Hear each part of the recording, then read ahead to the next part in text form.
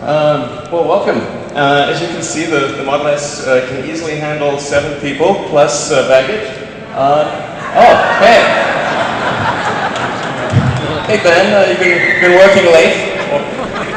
Or spent it all night? I knew that was going to happen, actually. So as it turns out, the Model S can actually handle 8 people plus luggage. All right. Thanks, guys.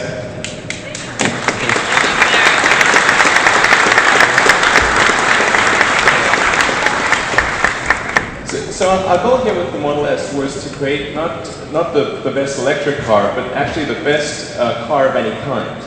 And if you think about, well, what are the ways in which you can evaluate a car? Like what makes a car good or great? Well, I think we can start off with safety first.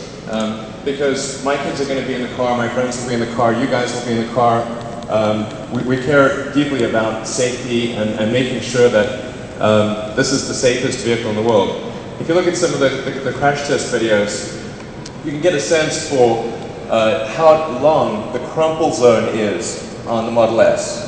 And this is a really important factor in safety because we don't have an engine in the front. So instead of having this huge block of metal in the front where you're forced to have a short crumple zone or have the engine go through your chest, which would obviously be bad. We actually have a crumple zone that's about 3 times longer than a normal sedan would have. So it has a huge length over which you can absorb the energy. And so if you're in a potentially disastrous situation like hitting a concrete wall, it could be a bad day, or having a head-on collision, this is going to be safer and leave you in a better position than any other car on the road. And that's really incredibly important. And then in terms of side impact, because we've got the battery pack in the floor pan, you've got this really strong, stiff, rectangular member at the base of the car. It really is resistant to side impacts. And even for the rear seats, people may be concerned, like, well, what if you've got kids in the rear seat, and are they going to be safe in that situation? It's worth noting that the third row is actually the safest place in the car for a front or side impact. And even for a rear impact, we've got a double octagonal crash structures that prevent ingress into the rear compartment. So even if your car is safe parked at the side of the highway and you get a highway speed impact in the rear, there will be no permanent injury to the rear occupants. And obviously that's really important because my kids will be there. So, it's, I personally spent a great deal of time on reviewing the safety of the car. In fact, the Model S, we believe, will be the only car that is 5-star crash rated in every category without exception. You may read about other cars being 5-star crash rated. What they mean is in most categories. This is in every category. And in fact, we even go beyond that wherever we can. Then in terms of performance, the Model S is the only all-aluminum sedan made in North America. It's really important that it's made of aluminum because we want it to have that crash safety, but also be light. So the car is only a little over 4,000 pounds in mass. And that allows it to be agile and quick and not feel heavy. The performance is another factor.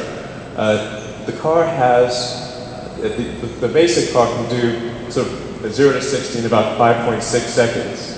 And something you may already have heard about is we announced yesterday that there's going to be a performance version of the Model S that can do 0 to 60 in under 4.5 seconds. And that'll be available from start of production middle of next year. So.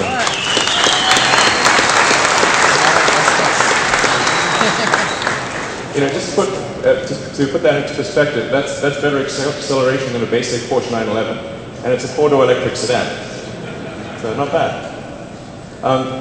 But acceleration is just one metric.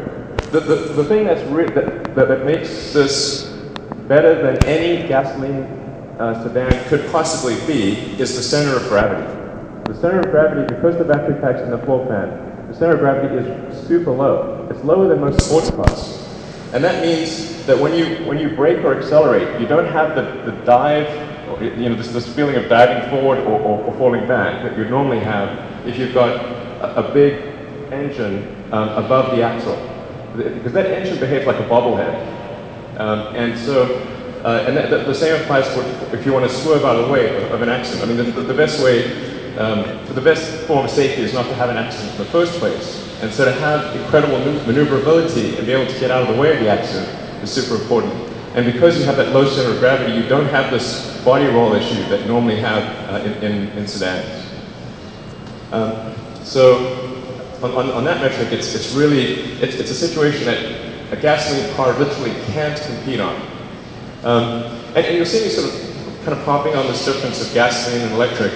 What we're really trying to show here with the Model S is that an electric car is not almost as good as a gasoline car. It's way better.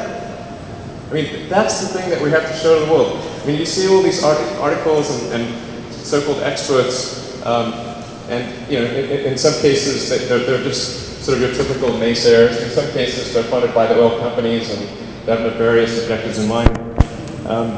And they almost don't want this car to exist. And the reason, a huge reason why we're holding this event is so that when you go home or to work and you talk to people that you know, now you can say, I've driven in the car, I've seen the factory.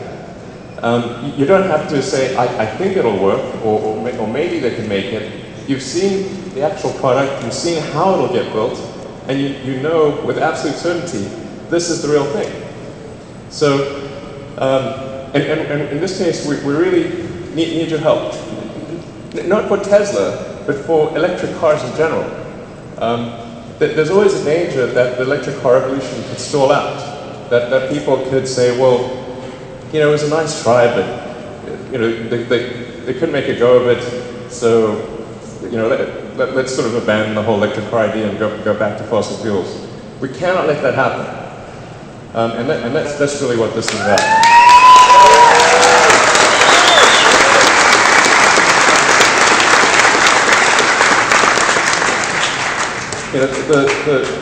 There are a lot of people out there that have said sort of a car like this is about as real as a unicorn. Well, today you've had a chance to ride a unicorn. So it's real. Now I'm going to go inside and show you some of the things that we've improved about the interior of the car. As I said, we've really tried to make this the best car in every meaningful way, in terms of safety, performance, styling, fit and finish, just every little detail.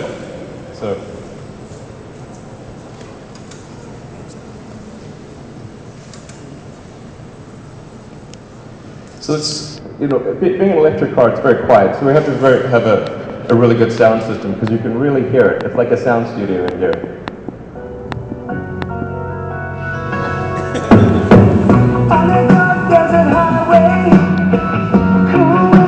So I'll just sort of fool around here. And obviously you get all the terrestrial radio stations, but then of course you can go to the internet and get in radio stations from anywhere in the world. You want BBC, you want Moscow radio, you can get anything you want. It's taking a direct stream. Obviously it'll integrate seamlessly with your Android or iPhone.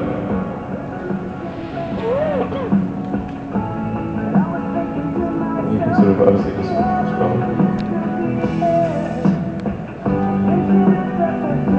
If you want to see the map, make the map a little bigger. See. Maybe you want to check something out on the web. So, it's got a full browser with WebKit, so you can do whatever you want.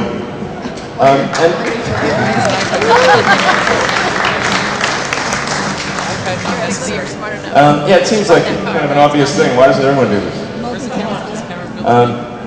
So people are so used to going from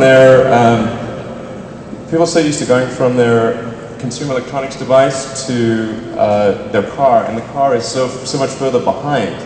And we wanted to have something where the car is actually, in some respects, ahead of what you have as your computer or personal electronic device.